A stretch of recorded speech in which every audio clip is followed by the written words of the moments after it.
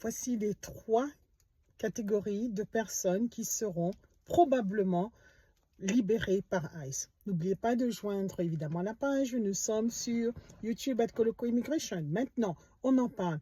Vous entendez, tous les jours, on nous parle de gens qui ont été justement arrêtés par ICE.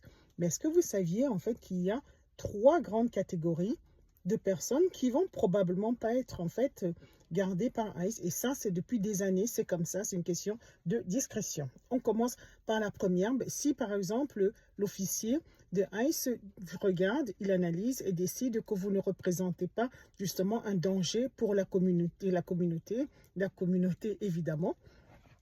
Deuxièmement, vous avez un problème de santé, c'est-à-dire que vous avez un problème de santé chronique, vous avez besoin de soins qui ne peuvent pas être administrés pendant votre détention. Et finalement, numéro 3, vous êtes en fait le parent ou le tuteur, la tutrice, le gardien, etc. d'enfants mineurs qui ont besoin de vous.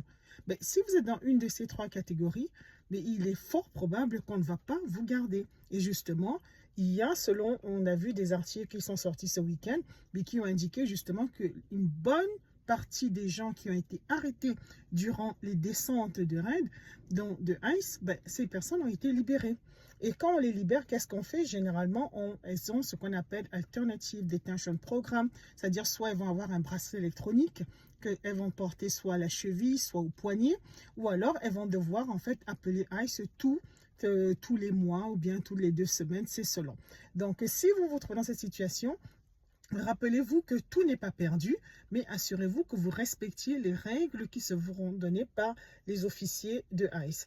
Donc, j'espère que ça vous donne un peu plus d'éclairage à ce sujet. Sinon, à bientôt. Bye!